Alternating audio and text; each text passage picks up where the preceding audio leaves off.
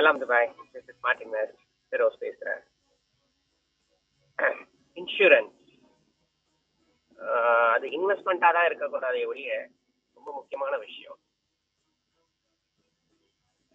ஒரு ஒரு ஒரு கேஸ், ஒரு சுப்ரீம் கோர்ட் கேஸ் என்னன்னு பார்த்தீங்கன்னா, யூஎஸ்க்கு ஒரு சீனியர் சிட்டிசன் போறாரு, அமெரிக்கா போறாரு. அமெரிக்கா போகும்போது என்ன நடக்குது, ஒரு டிராவல் இன்சூரன்ஸ் எடுத்திருக்காரு. அவருக்கு என்ன பிரச்சனையோ அதெல்லாம் எடுக்கிறதுக்கு முன்னாடியான சீனியர் சிட்டிசன்ல அவருக்கு எல்லா டெஸ்ட்டும் எடுத்துக்கிட்டு இன்சூரன்ஸ் கம்பெனி அவருக்கு இஷ்யூ பண்ண ஓகே டிராவல் இன்சூரன்ஸ். அவரு டாக்டரை பார்க்கறதுக்காக போறாரு. போற நேரத்துல என்ன ஆகுதுன்னா, அங்க போய் இறங்கினோன்னா ஏர்போர்ட்டுக்கு வெளியில வரும்போது அவருக்கு ஹார்ட் அட்டாக் வந்துருது. ஓகே, ஹார்ட் அட்டாக் வந்துருது. என்ன நடக்குது, ஹாஸ்பிட்டலைஸ் ஆகிறாரு. அவர் அந்த டிராவல் இன்சூரன்ஸை அவர் கொடுக்குறாரு. கிளைம் கொடுக்க மாட்டேங்கிறாங்கன்னா கிளைம் ரிஜெக்ட் பண்றாங்க. இவருக்கு என்ன செய்யறதுன்னே தெரியல. அவர் ஏதோ பணம் வச்சிருக்காரு, அவங்க டாக்டர் இருக்காங்க, அதனால பணத்தெல்லாம் செட்டில் பண்ணிட்டாரு. பெரிய பணம், கிட்டத்தட்ட 80 லட்சம் ரூபா அவருக்கு ஆகுது.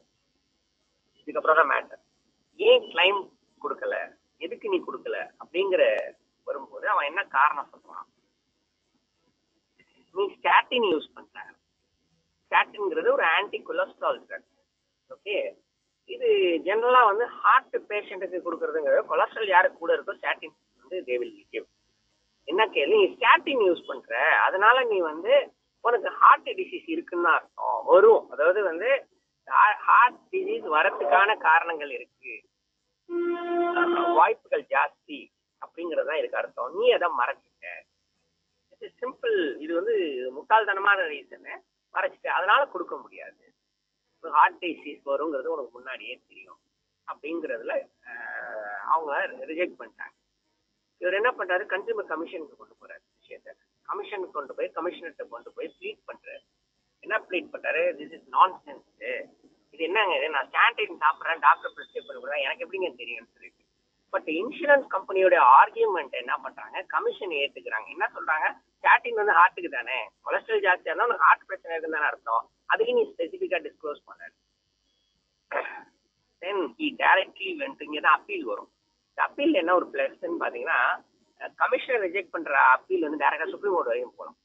ஏதாவது ரெமெடி ஆப்ஷன்ஸ். அவர் அந்த ரெமெடி என்ன பண்றாரு, ஹைகோர்ட் போகாம சுப்ரீம் கோர்ட்டுக்கே டைரக்டா போயிடுறாரு. அதுல டிஸ்கஸ் ஆன கேஸ் தான் இந்த கேஸ். அதுல சுப்ரீம் கோர்ட் என்ன சொல்லுது, நீதான் அவருக்கு இன்சூரன்ஸை இஷ்யூ பண்ணிருக்க. இஷ்யூ பண்றதுக்கு முன்னாடி உனக்கு பிரிஸ்கிரைப்டு ஹாஸ்பிட்டல்னு ஒண்ணு இருந்திருக்கு.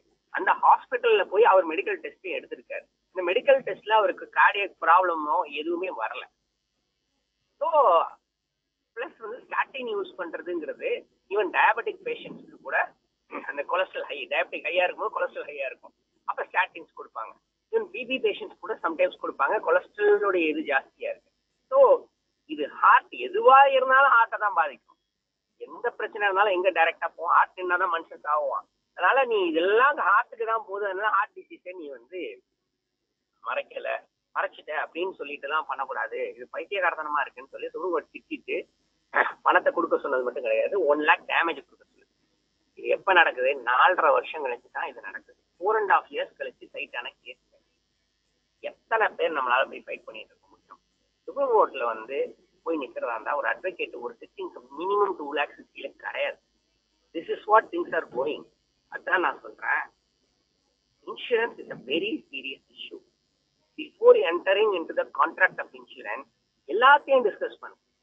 நீங்க ஸ்டாட்டின் இருக்கா, ஸ்டாட்டின் நீங்க யூஸ் பண்றீங்களா சொல்லுங்க, எனக்கு ஆன்டி கொலஸ்ட்ரால் ட்ரக் அவனை கொடுக்க சொல்லுங்க, இதெல்லாம் ஆன்டி கொலஸ்ட்ரால் ட்ரக், இந்த ட்ரக்லாம் நான் இஷ்யூ பண்றேன், மெயில் போடுங்க இன்சூரன்ஸ் கம்பெனிக்கு, இதுல எனக்கு பிரச்சனை வராதுன்னு சொல்லி கேளுங்க. அவங்க அதே அபிஷியல் ஏஜென்ட் கிட்ட கேட்காதீங்க, டைரக்டா இன்சூரன்ஸ் கம்பெனிக்கு போட்டு மெயில போட்டு வாங்கி எல்லா விஷயங்களையும் அக்கு வேற ஆணு வேறையா பிரிச்சுட்டு you enter into the contract of insurance. இல்லனா நான் அடிக்கடி சொல்லுவேன், insurance is a very serious emotional issue. நம்ம படுத்திருக்கும் போது நம்ம போராட மாட்டோம், யாரோ நம்மளோட கிட்ஸ் அண்ட் கிங் ஒய்ஃபோ சில்ட்ரனை தான் அலைஞ்சிட்டு இருப்பாங்க. அந்த டயத்துல இன்சூரன்ஸ் கிடையாது, 10 லட்ச ரூபா 20 லட்ச ரூபா செலவாயிடுச்சுன்னா அவங்க எங்க போய் நிற்பாங்க? So that's what I'm telling. இது எனி இன்சூரன்ஸ், இது medical insurance, travel insurance, whatever may be the insurance, inch by inch கேட்டு தெரிஞ்சு அதுக்கப்புறம் you sign the contract. Thank you. Thank you sir. Thank you so much.